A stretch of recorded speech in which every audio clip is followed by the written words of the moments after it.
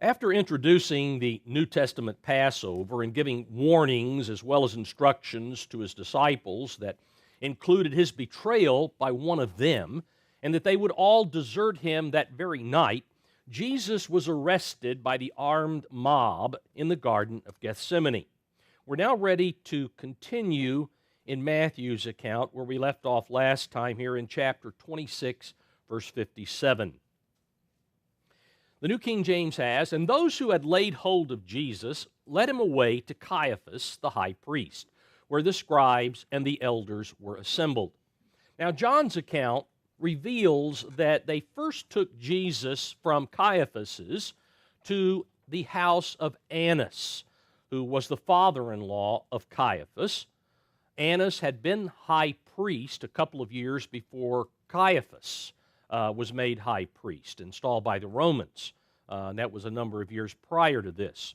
The action by the mob of first coming to Annas was either to show respect to Annas, because many felt that he should have remained as high priest, or it was, and probably is more probable, to give the scribes and the elders who were assembled at Caiaphas's house to finalize their plans with Caiaphas prior to the arrival of Jesus. Now, again, it says the scribes and elders were assembled. Since the Sanhedrin could legally meet only during the daylight hours, this could not have been an official meeting of the full Sanhedrin. This late night, early morning meeting was equivalent to what today we might call a preliminary hearing, where some of the members of the Sanhedrin were attempting to determine whether they could manufacture an irrefutable case against Jesus. They had only two options that would yield an immediate death sentence. Number one, blasphemy. Number two, sedition against Rome. Those were the only two that they would be able to successfully put Jesus to death for doing. They preferred blasphemy because that charge would discredit Jesus in the eyes of the people. If they could not fabricate indisputable evidence of his guilt, they would be required to pursue their secondary plan, which was, again, to accuse Jesus of sedition against Rome. And they had to decide very quickly at this preliminary hearing which course of action would be the best to take. Verse 58, "But Peter followed him at a distance to the high priest's courtyard, and he went in and sat with the servants to see the end," or to see the outcome. John's account reveals that John, due to being known by the high priest, was allowed to go into the courtyard.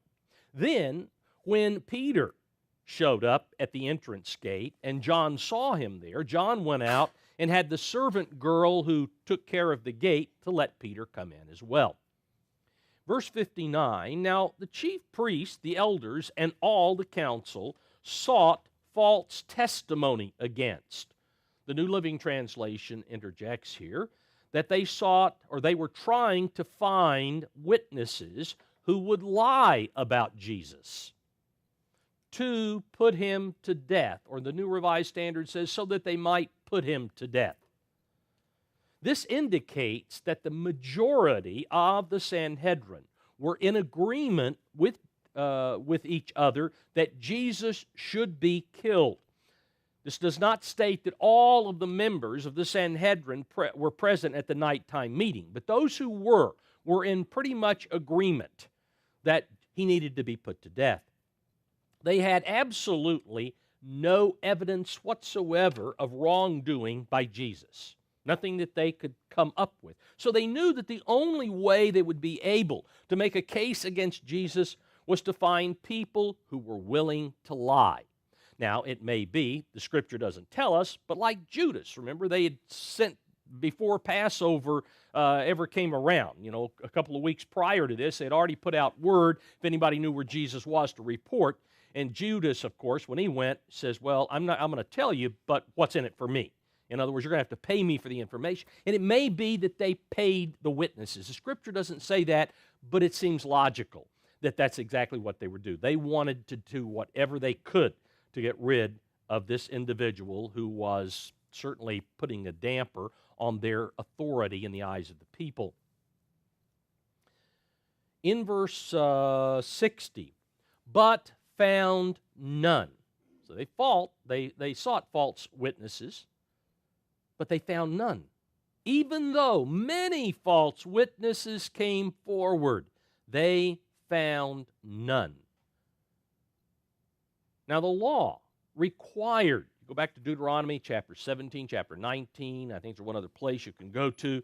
The law required that no one could be sentenced to death unless 2 or 3 witnesses agreed. That is, they had identical testimony. Each witness was brought before the court separately so that neither could hear the testimony of the other. And so each one came in separately, testified separately, if their testimony deviated from the other. Either deviated, or one deviated from the other, both witnesses and their testimonies were thrown out. They were rejected. According to Mark's account, back in Mark chapter 14, many came forward to testify, but Mark says their testimonies did not agree. There was always something in the testimony that deviated. And so there were not identical testimonies found. All right, going on in verse 60, but at last 2 false witnesses came forward and said, "This fellow said, I am able to destroy the temple of God and to build it in 3 days." After exhausting all of the witnesses who were supposed to validate the charge of blasphemy, other witnesses came forward to make other false charges. Now, Jesus had never said that he would destroy the temple, but he did indicate back in John chapter 2, early on, that if the Jewish religious leaders put him to death, that he would raise up the temple of his body in 3 days. That's what he said. And so this testimony also, as it says, false witnesses. They twisted what Jesus said.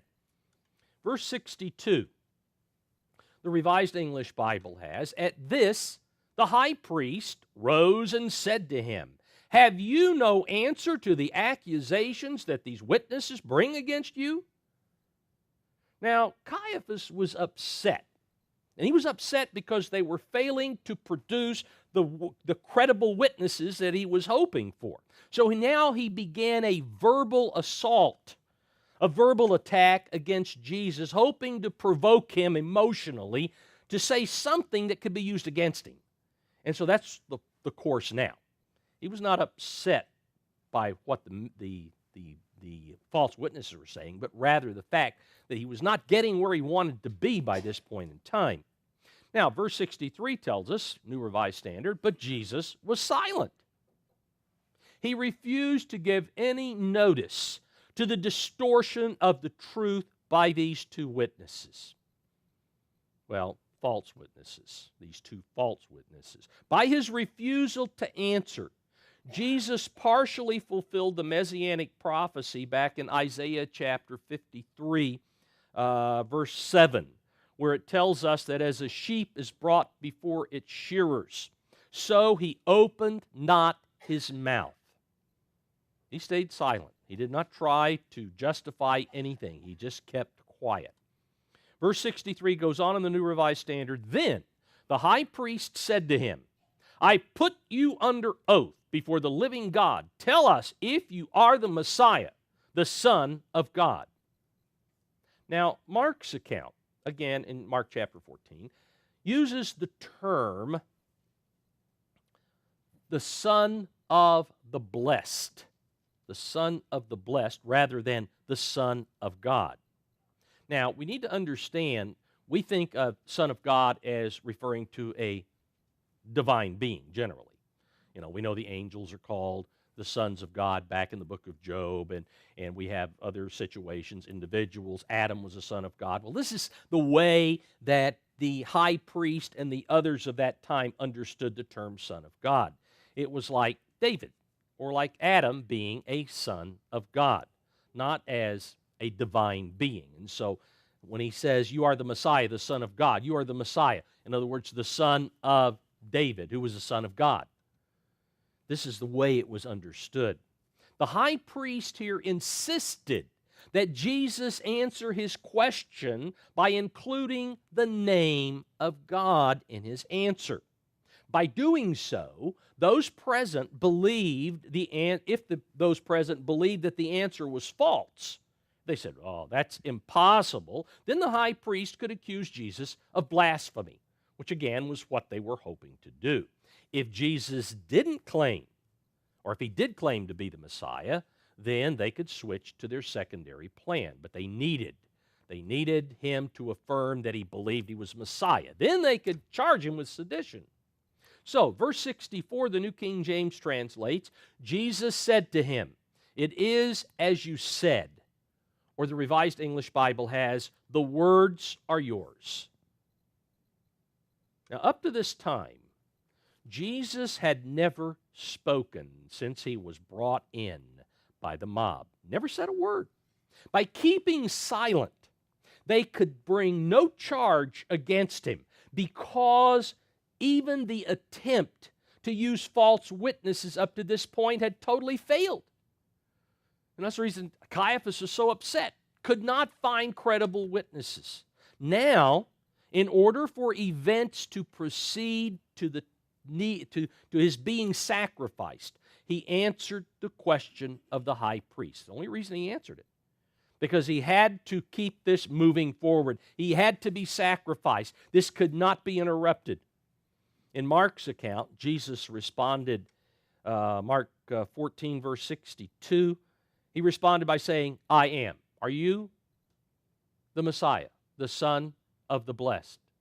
Yes, I am. Jesus responded. That was his answer. But he had to do this in order to keep things moving to the Roman execution, crucifixion, as was prophesied about the Messiah. Verse 64 goes on, nevertheless, that is, even though I am the Messiah, I say to you hereafter, or in the future, other translations have. Even though he was the Messiah, the time when he would fulfill the prophecies of a conquering king would not be in their day and time, but in the future. And this is what he's saying. I say to you, in the future, you will see the Son of Man sitting at the right hand of the power and coming on the clouds of heaven. Like the term the blessed, the power was also a euphemism for God. That way they didn't have to say God's name. And of course, again, the Jews, rather than saying the name of God, even to this day, will say Hashem. Hashem, Ha, the Shem, name. The name. And this is what they say. And that's generally what would have been said here. But now they're trying to say, okay, you've got to include God. You've got to say God's name, not the name. You've got to pronounce the name. This is what they needed for him to do. But either of these euphemisms, whether the blessed or the power, could be used in place of the name and thus avoid the possibility of committing blasphemy. In addition to being the Messiah, by stating what he does here, he drew attention to his being the Lord of David from Psalm 110, verse 1. And he also drew attention to the fact that he was the Son of Man, as is brought out back in the book of Daniel, chapter 7. He, in essence here, declared to them that as the Messiah, he would take his place at the right hand of God, and later, in the future, he would return as the Son of Man to rule all nations as the Messiah. He would be there as the Messiah, carrying all of the authority committed to him by God. Verse 65, then the high priest tore his clothes in order to sway the Sanhedrin, the members of the Sanhedrin who were present at this meeting, to render a guilty verdict. Caiaphas feigned. He's pretending here. He's being very dramatic. He feigned to be mortified by Jesus' response. Now, if he tore his priestly clothes, remember the Romans were very leery of the high priests because the high priest was the most important individual in all the land. And so they would not allow the high priest to wear his priestly garments except during the 3 festival seasons. That was it. And so they kept the clothes locked away, and then when it was time for the festival to come, the Roman governor would then give the high priest his clothes that he could wear through that festival period. And it's possible that Caiaphas had already received his clothes, his priestly high priest attire. And if he did and he tore those, he transgressed one of the commandments that dealt with the proper conduct of the high priest. Because back in Leviticus chapter 21, God told the priesthood, the sons of Aaron, that they could not tear their priestly clothing. In verse 65 we go on. Then the high priest tore his clothes, saying, he has spoken blasphemy. What further need do we have of witnesses? Look now, you have heard his testimony, or his blasphemy. You have heard his blasphemy. Now, Jesus had not spoken blasphemy. There was no blasphemy here. He had spoken something that was outrageous to the Jewish religious leaders. That's outrageous. They'd never comprehended. They didn't understand what he was saying. But it was outrageous to make this claim. He had purposely used a euphemism instead of God's name, and therefore they had no way to disprove what he said. Even though to them his claim to be the Son of Man was an outrageous statement, it did not technically qualify as blasphemy. So, verse 66, the high priest goes on. What do you think? Or, the New Revised Standard, what is your verdict? They answered and said, he is deserving of death. Now, Caiaphas called on the group to agree here to a guilty verdict. He wanted them to ignore the required legal processes governing the death sentence, which was a second judicial meeting on the following day. After all, they were already ignoring the law. They had thrown the law out the window by this meeting. The law in the 4th division of the Mishnah that prohibited trials at night and judging capital cases the day prior to a festival. Those were both illegal procedures. In the Mishnah, under the 4th division of the Mishnah, under the section on the Sanhedrin, in Sanhedrin Part 4 and Paragraph 1, it states, in capital cases, they try the case by day and complete it by day. In other words, the court could only meet during the daytime. Any decision had to be made during the day. Goes on, in capital cases, they come to a final decision for acquittal, that is, not guilty, on the same day. In other words, if they decide guy's not guilty, he's free to go. But on the following day for conviction. So if the person is termed as guilty, then the judgment, the verdict, could not be rendered until the second day, not the day that the guilty verdict is come up with. The sentencing had to be the following day. And he goes on in the Mishnah to say, therefore they do not judge capital cases, either on the eve of the Sabbath or on the eve of a festival. And they were that day, the eve of the festival. About 12 hours later, maybe less, the sun would set and the Feast of Unleavened Bread would begin. They agreed that Jesus deserved death. They said he is deserving of death, so they agreed to that, but not necessarily the death of a blasphemer. By his admission of being the Messiah, they could now charge him with sedition against Rome and have the Romans put him to death. Verse 67, then they spat in his face and beat him, and others struck him or slapped him with the palms of their hands, or the New American Standard says they struck him with their fists. Luke's account indicates that the ones who ridiculed and beat Jesus were members of the mob who had arrested and brought him to this council, this illegal meeting. Not the members of the Sanhedrin, but rather part of the mob. Those are the ones responsible. It says they slapped him, they struck him with their fists, saying, verse 68 goes on, prophesy to us, Christ, who is the one who struck you? Now, Matthew's account doesn't make as much sense, because if you go back to Mark's account in Mark chapter 14, Mark indicates that the reason they were saying this is they blindfolded him. After they spat on him, then they put a blindfold over him, and that's when they started hitting him.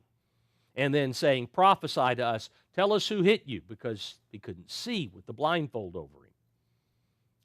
In verse 69, now Peter sat outside in the courtyard, and a servant girl came to him saying, you also were with Jesus of Galilee. Now Mark's account says that Peter was standing very close to the fire in order to warm himself. Apparently, as he turned to face the fire, he was probably had his back to the fire initially, and as he turned to face the fire, then the fire, of course, lit up his face, and so he could be clearly seen. And when his face could be clearly seen, he was recognized, and it was the servant girl who let him in at the gate of the courtyard that recognized him. Both John and Luke show us that in their accounts. Verse 70, but he denied it before them all, saying, I do not know what you are saying, or I do not know what you are talking about, some other translations have. This was his first denial of Jesus. Mark's account states that after this confrontation, Peter left the courtyard, and it was after he left the courtyard that the rooster crowed for the first time. Verse 71, and when he had gone out to the gateway, or to the porch, after leaving the courtyard to the porch, another girl saw him and said to those who were there, this fellow also was with Jesus of Nazareth. But again he denied with an oath, I do not know the man. This was his second denial. Verse 73, and after a while, those who stood by came to him and said to Peter, surely you are one of them, because your speech or your accent, some other translations have, your accent betrays you. His accent indicated that he was from the Galilee region, from which all of the 12 were. All of the 12 had come from that area. So they all had that Galilean accent. Verse 74, then he began to curse and swear, saying, I do not know the man. And immediately a rooster crowed. And Peter remembered the word of Jesus, who had said to him, before the rooster crows, you will deny me 3 times. Then he went out and wept bitterly. Now again, Mark's account identifies this as the second time the rooster crowed. Now, even though he is referred to later here in Matthew's account, Peter's name is not again mentioned by Matthew. So after this, Peter is referred to, but not by name. All right, chapter 27 and verse 1. We read, when morning came, all the chief priests and elders of the people took counsel against Jesus to put him to death. Now, according to the accounts in Mark and Luke, this occurred in an official assembly of the council, or what's called the Sanhedrin. And Jesus was present. That's in Mark 15 and in Luke, the latter part of Luke chapter 22. It was now daylight, and therefore it was legal for the Sanhedrin to convene. But it was not legal for the members to judge a capital case, since the festival of unleavened bread was going to begin that evening. So they were still going against the law. The only way that they could accomplish their desire to put Jesus to death at that time without being challenged and charged with illegality would be to force the Romans to do it by charging Jesus with sedition. Verse 2, and when they had bound him, they led him away and delivered him to Pontius Pilate, the governor. Pilate's primary residence was in Caesarea. But when he came to Jerusalem, he came during special occasions and certainly during the 3 pilgrimage festivals, because there are a lot of people came in to the city, and so he had to come and bring all of the Roman troops who were also stationed in the area of Caesarea, because you had a couple of million people there. You needed to have a military force to put down any kind of rioting or whatever that might happen. But when he came to Jerusalem, he probably stayed in a palace that was built by Herod the Great, which was located near the Jaffa Gate. In order to explain now the fulfillment of another messianic prophecy concerning the betrayer of the Messiah, Matthew now, beginning in verse 3, inserts details of what was happening at this time with Judas Iscariot during the time that Jesus was being led to Pilate's location and what took place at Pilate's palace. In verse 3, then Judas, his betrayer, seeing that he had been condemned, that is, that Jesus had been condemned, was remorseful and brought back the 30 pieces of silver to the chief priests and elders, saying, I have sinned by betraying innocent blood. And they said, what is that to us? You see to it. Or the Complete Jewish Bible, I think, better has here, that's your problem. The chief priests and elders who had paid Judas to betray Jesus now viewed Jesus not as being an innocent man, but as a threat to their authority. He was guilty of stripping them from having the position that they had had before the people. And they didn't like the fact that he would chastise them as he had done on Sunday, just a few days before, when he had talked about their hypocrisy. And so again, they did not consider him to be innocent. They would make no attempt, they told Judas, will make no attempt to stop the progress of events that are going to lead to his death. Verse 5, then he threw down the pieces of silver in the temple and departed and went and hanged himself. Now, he didn't throw the money into the temple. He threw it into the temple courts.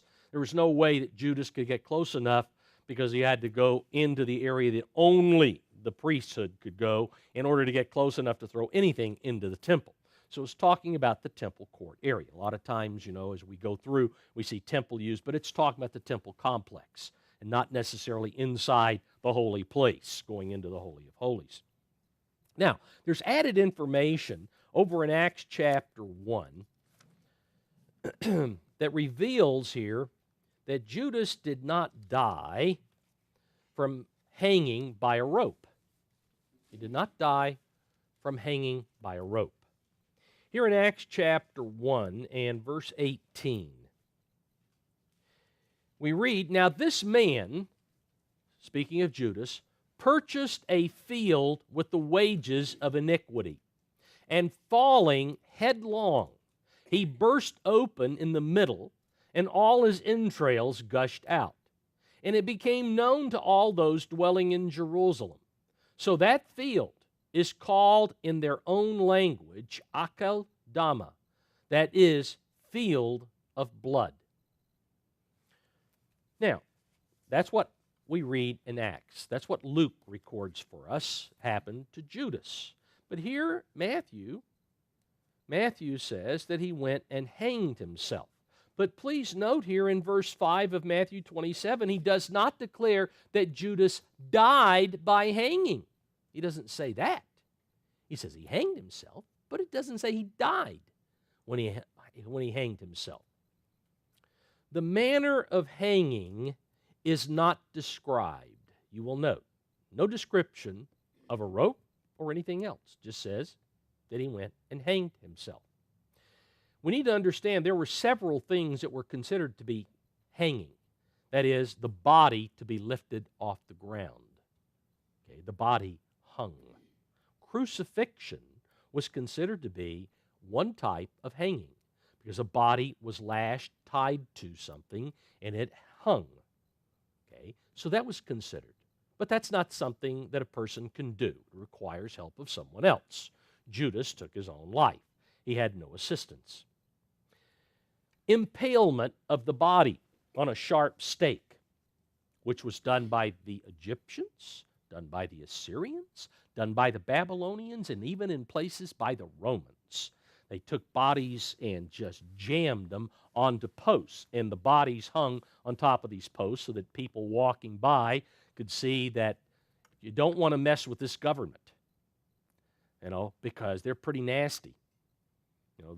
The Babylonians conquered, or the Assyrians conquered Lachish, and you have all of these bodies that were, you show them on the bas-reliefs in the British Museum of people up on these poles, and they were impaled on the poles.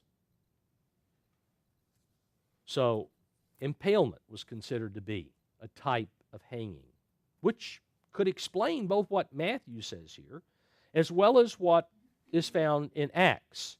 But Judas would have had to have jumped to try to impale himself onto something. That would be, because normally impalement was done by someone else. It was quite a process if you ever read about it, what they did, horrible things.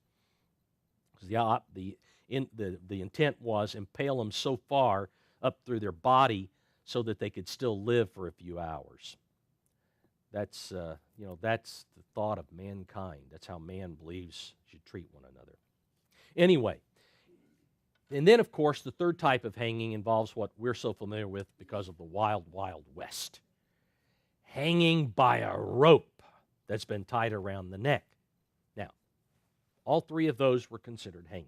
If Judas used a rope, and he very well could have, if he used a rope in the area where his attempted hanging would have occurred, were a series of ravines that were running down from Jerusalem into the valley of Hinnom. And there were trees, scrub trees and whatever, that would grow along those ravines. And of course, if he's going to hang by a rope, he would have tied a rope around one of those and jumped off into the ravine in order to break his neck by hanging. But as he fell, according to what we read in Acts, because he didn't stop, apparently, if it was by rope, as he fell into the ravine, due to his weight, the rope or the branch, one or the other, broke and did not hold his body, and so it fell down the ravine onto some sharp rocks where it disemboweled him, and blood went everywhere. So, either way, it's explainable whether we look at hanging or impalement, one or the other, to satisfy what it says here in chapter 27, verse 5, and what we read back in Acts chapter 1. All right, verse 6 goes on. But the chief priest took the silver pieces and said, "It is not lawful to put them into the treasury, because they are the price of blood," or blood money, as some other translations. They're blood money. The silver is blood money. So, verse 7, the complete Jewish Bible has, they decided to use it to buy the potter's field as a cemetery for foreigners. The account of Judas's death, again in Acts chapter 1, reveals that Judas purchased the field with money that he received from iniquity for betraying Jesus. That's what it says. This man purchased a field. Okay? So it says Judas did it. And yet Matthew tells us here that Judas returned the money. He threw it into the temple courts. And it was the members of the Sanhedrin who paid him that picked it up. Now, so there seems to be a little bit of a contradiction, but not really. Since it shows here they could not accept the money back because it was considered blood money, it was still considered Judas's money. Still belonged to him.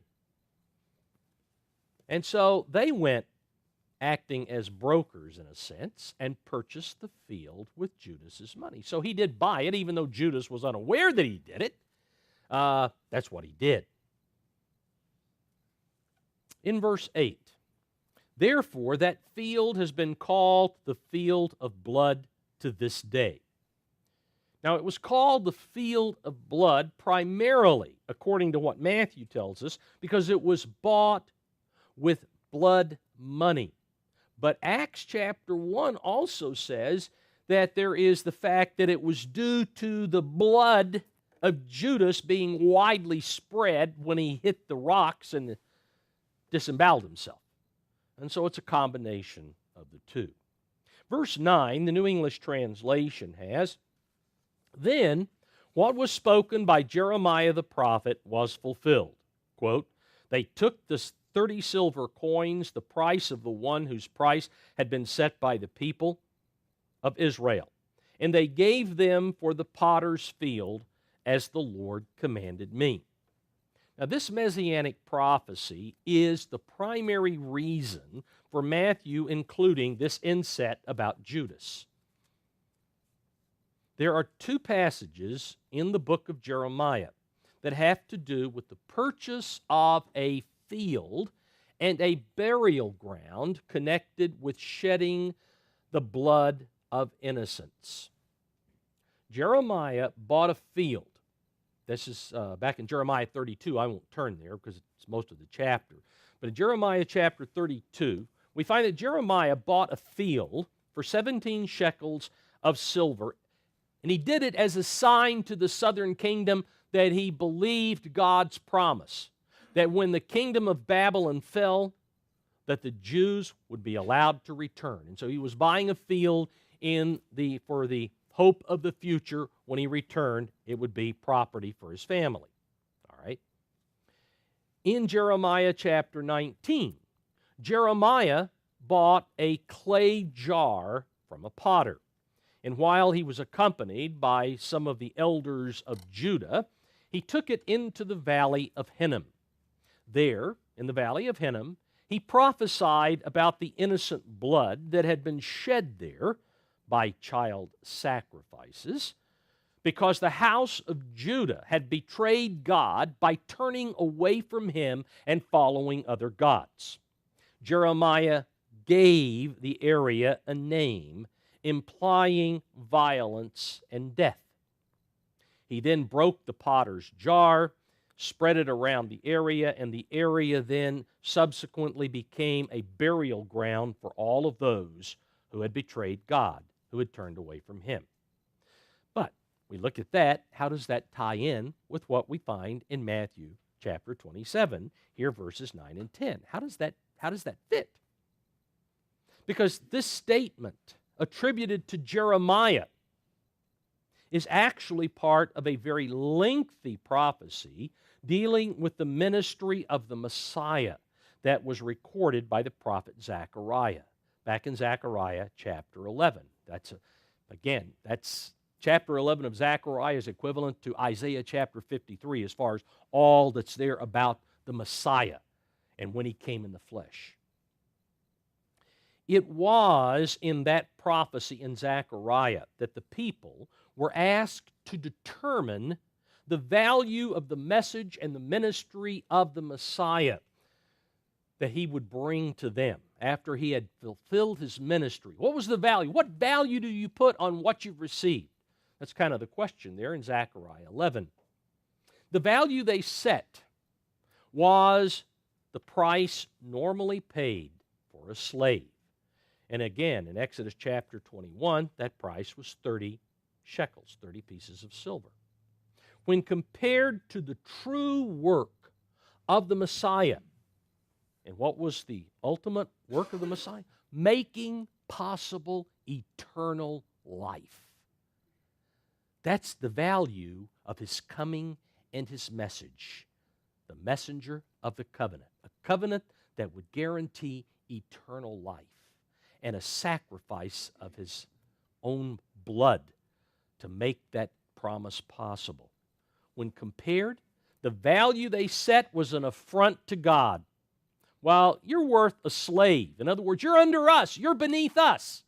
That was the 30 pieces of silver. In Zechariah 11, let's look at this. Zechariah 11 and verse 12. Zechariah, of course, is acting the part of the Messiah here. Then I said to them, if it is agreeable to you, give me my wages. And if not, refrain. If I'm not worth anything, don't pay anything. So they weighed out for my wages 30 pieces of silver. And the Lord said to me, because of the value of it, throw it to the potter. That's an affront. Throw it away. That princely price they set on me. So I took the 30 pieces of silver and threw them into the house of the Lord for the potter.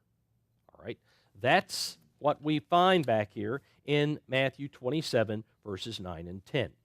Now, there are several proposed explanations as to why the name Jeremiah appears here rather than the name Zechariah. The most likely of all involves a rabbinic tradition about the initial arrangement of the final set of scrolls that compose the entirety of the Hebrew Scriptures. In the three-part division of what we call the Old Testament, the law, the prophets, and the writings, in that three-part division, initially, Jeremiah, according to rabbinic tradition, was placed at the beginning of the prophets' division.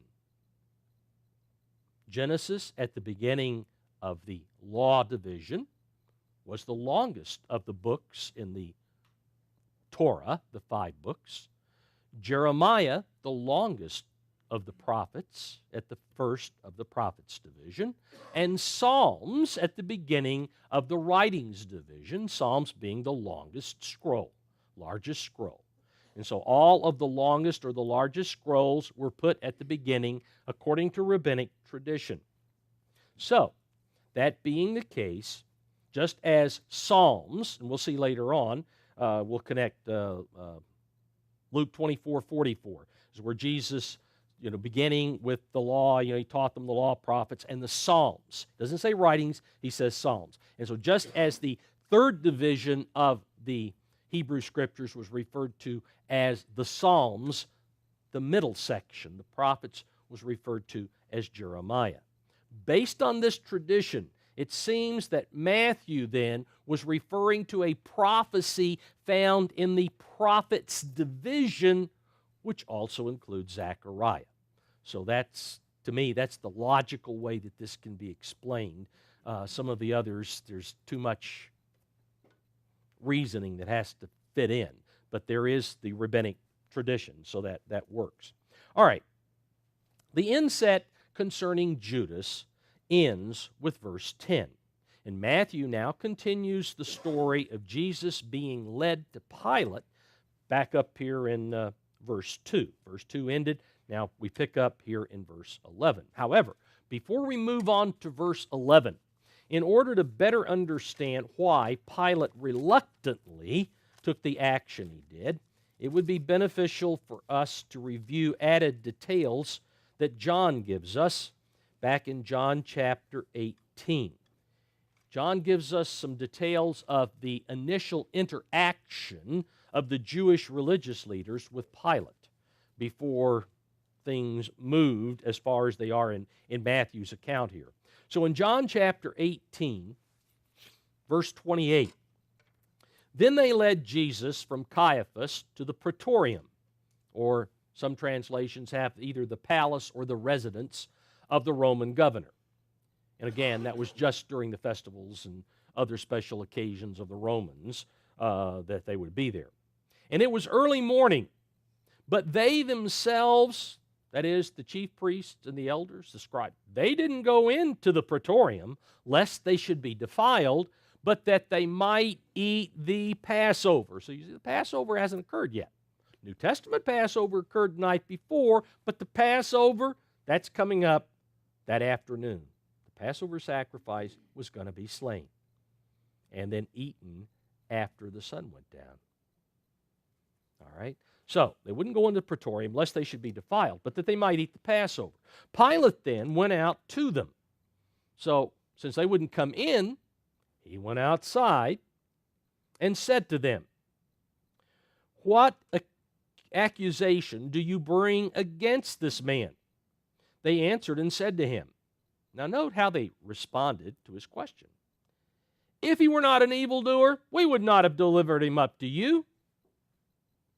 Doesn't sound like they have a lot of respect for this man. They're pretty, pretty blunt and obviously not trying to get on his good side either by such a statement. Then Pilate said to them, "You take him and judge him according to your law." Therefore the Jews said to him, "It is not lawful for us to put anyone to death." That is, they were not allowed to put anyone to death for sedition. That's the reason they're bringing him. They could stone him. That they could do. We know later on in the book of Acts, Stephen was stoned based upon what the chief priest said. Let's stone him. And they stoned Stephen. So they could put people to death, but not for sedition. That will lay only with the Romans. So it's not lawful for us to put anyone to death, they said, that the saying of Jesus might be fulfilled, which he spoke, signifying by what death he would die. John says that, and of course, Jesus had prophesied that he would die while being crucified. He didn't die from crucifixion. He died after being crucified by the shedding of his blood. He did not die from suffocation, which is crucifixion. He died by the shedding of his blood. But that's where he would die, is on a stake. Pontius Pilate, that's mentioned here, was governor of Judea beginning in AD 26 for about 10 years. I think it was 36 was when he was removed. But he was a man with a huge ego who in his thinking had been delegated or relegated to a position way below his actual ability. And he was chafing under the fact that he thought he deserved much more than this governorship. He ought to be at the head of a Roman army somewhere, but just to be a governor.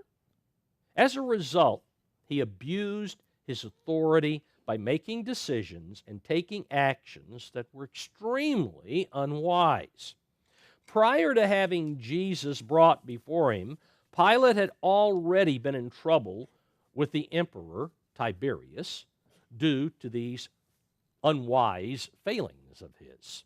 The first offense occurred when Pilate caused a major uproar by disregarding the offense that the Jews took to images of the Caesar that were affixed to the top of the standards that the Roman garrisons would bring with them. Wherever they marched, they had an image of Tiberius that was on the top of the standard. Long before Pilate became governor, the Jews had requested that these figurines atop the standards not be brought into Jerusalem. And the Romans complied with their request by putting a cover. They made a cover, and then they slid it over the figurine. That way they could still see their standards. The garrisons, everybody knew where their garrison was, easy to locate. And so that was done, but they just simply covered it over in order not to offend the Jews. Pilate, however, believed that the Romans should not comply with this request. And so he ordered his troops to leave the standards uncovered. And he marched into Jerusalem. Now, he did it at night, but people still saw by light what happened. The result was a huge riot broke out, and word got back to Rome that Pilate had not respected the Jewish religion, which had been absolutely guaranteed to them by Julius Caesar about 70 years prior to this, for a long time. Because the Jews had come to Julius Caesar's help and aid when he needed aid, and he made some big guarantees to the Jews. And so they were to be respected. Their religion was to be respected.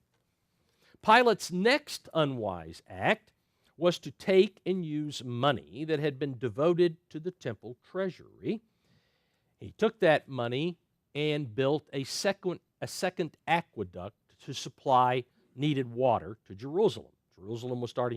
Water supply was getting very tenuous, and so he needed an aqueduct. He couldn't come up with the money anywhere else, and so he took it from the temple, because the temple's going to be able to, they profit by this water, so, they can pay for it. Well, some of the Jews who rebelled at the unholy use of temple money were killed by Roman troops. Once again, word got back to Tiberius of what Pilate over here is doing on the Eastern Front. Was not happy with Pilate. And so Pilate was cautioned to be very careful. It was for these reasons that in John's account, chapter 18 here, that the Jewish leaders, that is the Jewish religious leaders, showed such a lack of respect toward Pilate when they brought Jesus before him. Pilate was on very thin ice and knew that if he made another major mistake, that he would be replaced by another governor and he would never get to what he and his ego thought was his potential. And so, he let things slide with this group. All right, hold your place in chapter 18. We're going to go back here to verse 11 of Matthew 27. Verse 11, "Now Jesus stood before the governor, and the governor asked him, saying, 'Are you the king of the Jews?' So Jesus said to him, 'It is as you say.'" It is as you say. You say I'm the king of the Jews? Yes, I am. Now, Pilate's question was prompted by what he had been told by the Sanhedrin, that Jesus claimed to be a king and was planning sedition, a revolt against the Romans. Matthew's account of Pilate's interview here is very, very abbreviated, whereas John, let's go back to chapter 18 of John, and verse 33, here John records a very lengthy interchange between Jesus and Pilate. Verse 33 of John 18, "Then Pilate entered the praetorium again, called Jesus, and said to him, 'Are you the king of the Jews?'" This is when it actually took place. Matthew doesn't tell us that Jesus was in the praetorium. He was now separated from the rest of the Jews. He was in there alone, alone with the Romans. There were no Jews in there. "Are you the king of the Jews?" Jesus answered him, "Are you speaking for yourself about this? Or did others tell you this about me?" Pilate answered, "Am I a Jew? Your own nation and the chief priest have delivered you to me. What have you done?" Jesus answered, "My kingdom is not of this world. If my kingdom were of this world, my servants would fight, so that I should not be delivered to the Jews. But now my kingdom is not from here." Pilate therefore said to him, "Are you a king then?" Jesus answered, "You say rightly that I am a king. For this cause was I born, and for this cause I have come into the world, that I should bear witness to the truth. Everyone who is of the truth hears my voice." Pilate said to him, "What is truth?" And when he had said this, he went out again to the Jews and said to them, "I find no fault in him at all." Back to Matthew 27.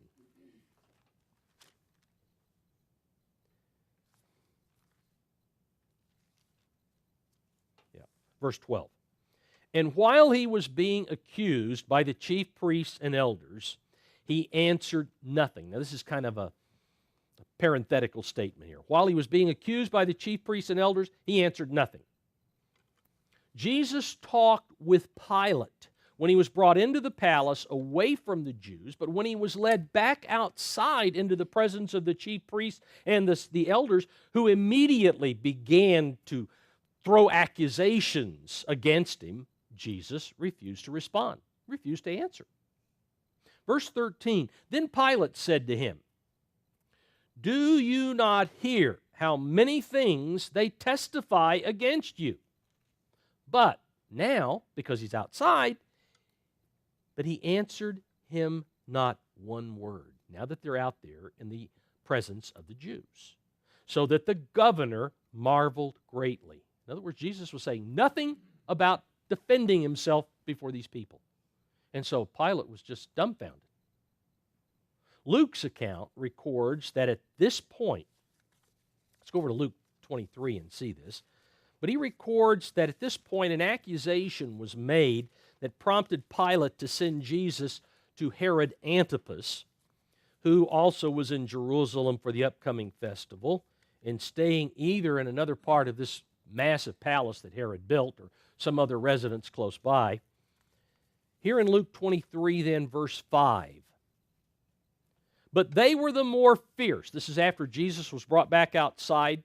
They were the more fierce, saying, "He stirs up the people." This is after Pilate said, "I don't find any fault in this man." He stirs up the people, teaching throughout all Judea, beginning from Galilee to this place. When Pilate heard of Galilee, he asked if the man were a Galilean. And as soon as he knew that he belonged to Herod's jurisdiction, he sent him to Herod, that's Herod Antipas, who was also in Jerusalem at that time. Now when Herod saw Jesus, he was exceedingly glad, for he had desired for a long time to see him, because he had heard many things about him, and he hoped to see some miracle done by him.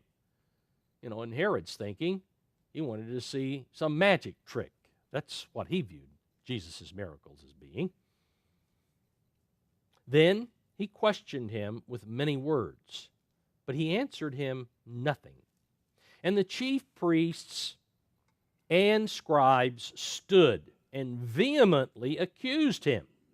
Then Herod, with his men of war, treated him with contempt and mocked him, arrayed him in a gorgeous robe, and sent him back to Pilate. All right, chapter 27 of Matthew again, verse 15. The Revised English Bible renders this: at the festival season, it was customary for the governor to release one prisoner chosen by the people. The Roman governor, who had the authority to grant amnesty to any prisoner he wished, basically anytime he wanted. He had made this an annual practice in Judea on the day that the Passover lambs were sacrificed, that he would release one and only one individual that day. Verse 16, and they had then a notorious prisoner, that is, the Romans had in custody a notorious prisoner called Barabbas. According to Mark's account, in Mark chapter 15, Barabbas had led a rebellion against the Romans, during which Roman soldiers had been murdered. So here is a man who is imprisoned, not only for sedition, but for murder as well. Verse 17, therefore, when they had gathered together, Pilate said to them, whom do you want me to release to you, Barabbas or Jesus, who is called Christ? For he, Pilate, note, he knew that because of envy, or some translations have because of jealousy, they had delivered him. Pilate knew that Jesus was not guilty of the charge brought against him by the Sanhedrin. Therefore, he directed his question not to the Jewish religious leaders. He directed his question to the crowd. He was thinking, he was hoping that they would rather release Jesus, a man who was purported of doing great miracles, as opposed to releasing a known convicted murderer. He was thinking, well, the crowd, I'll get off the hook here. The crowd will release him. Verse 19, the New Living Translation has, just then, as Pilate was sitting on the judgment seat, his wife sent him this message, leave that innocent man alone. I suffered through a terrible nightmare about him last night. Now, since Jesus had not yet been arrested before she had gone to bed, Pilate knew nothing about this till the next morning. Okay, there could have been nothing that had happened prior to her going to bed to influence her about Jesus. It was not even in her mind. Therefore, the foreboding dream was from God. God put it there, not some subconscious thing going on. Verse 20, but the chief priests and elders persuaded the multitudes that they should ask for Barabbas and destroy Jesus, or Revised English Bible, to have Jesus put to death. Please note verse 20. But the chief priests and elders persuaded the multitudes, or the crowd, that they should ask for Barabbas. The religious leaders used their influence, or their positions to influence the crowd to turn against Jesus. In fact, when you think of this, the logical progression, to have such a large crowd at such an early hour at the governor's residence, this is a Roman.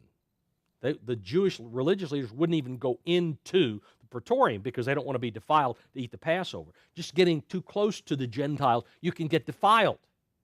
So why is this crowd at such an early hour of the morning there? The morning before the Passover lambs were going to be sacrificed that afternoon. The morning where by 10 o'clock they were to get all of the leaven. Remember the Judean Jews we read last time? The Judean Jews had to gather up all the leaven from the day before and burn it then that morning, beginning or sometime around 10 o'clock. So they had quite a bit of work that needed to be done in order to be prepared for the afternoon. Why then, with all of this, is this crowd here? This suggests that the crowd was probably pre-selected. There's already a list of people that Caiaphas wanted present at this particular thing. The crowd was at least heavily seated with people loyal to the high priest who would do whatever the high priest asked them to do. These were not Galileans. These were people who did not know of Jesus that well, that were there. Verse 21, the governor answered and said to them, which, again to the crowd, which of the two do you want me to release to you? They said, Barabbas. Pilate said to them, what then shall I do with Jesus who is called Christ? They all said to him, let him be crucified. Please note, it says, all said. every individual there said, "Let him be crucified." This crowd did not ask for Jesus to be incarcerated or imprisoned as Barabbas had been. Arrest him, throw him into the deepest dungeon. That's not what they said. They all demanded unanimously a Roman execution, exactly what the high priest desired. Were they in the pocket of the high priest? Yes. Verse 23, then the governor said, "Why? What evil has he done? Or what crime has he committed?" Other translations have. But they cried out all the more, saying, "Let him be crucified." Pilate had allowed the crowd to be transformed into a frenzied mob that demanded its decision to be accepted and its decision to be performed. Verse 24, the New American Standard. And when Pilate saw that he was accomplishing nothing, but rather that a riot was starting, he took water and washed his hands in front of the multitude, saying, "I am innocent of this man's blood. See to that yourselves." Now, in order to make absolutely clear that he disagreed with the choice of the mob, Pilate utilized a ceremony that was very familiar to the Jewish community. Back in the book of Deuteronomy, chapter 21, you'll find that it says there that if an individual's body is found, one who's been murdered, then there was a certain procedure that needed to be done by the people in that vicinity to attest that a man was not guilty of murder in that area. He was to wash his hands and declare his innocence in the presence of all others who were there. And that's what Pilate's doing. He's using a Jewish ceremony to say, "I am innocent. I've done nothing to contribute to this individual's blood." Although he did, but he didn't know that part. Verse 25, and all the people answered and said, "His blood be on us and on our children." The mob responded to Pilate's unwillingness to take the blame for Jesus' death by declaring that we'll take the blame, we'll accept the blame.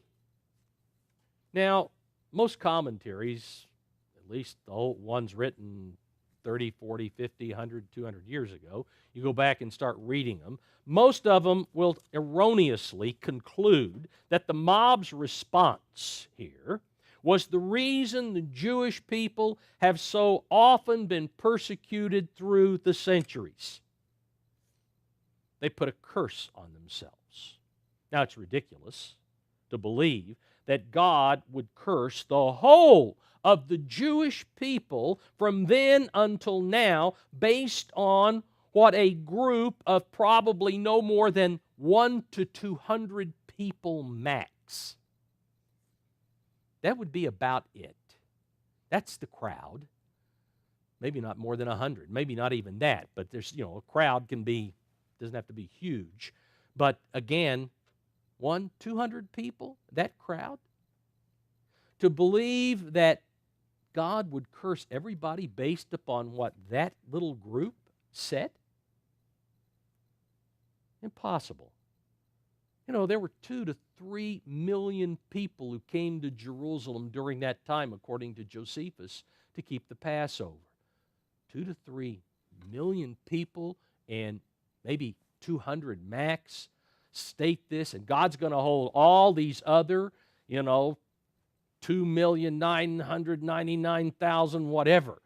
Guilty? No way. That's idiocy. What we need to understand, and what Pilate one day will understand, is that the blood of Jesus Christ is on all of us. Every human being. Since every human being has sinned, every human being is responsible for the shedding of the blood of Jesus Christ. Now, that's where we will break today, and I thought we could get through before Passover, but close enough. You can read the rest of the story, and then after unleavened bread, we'll finish up Matthew, I hope.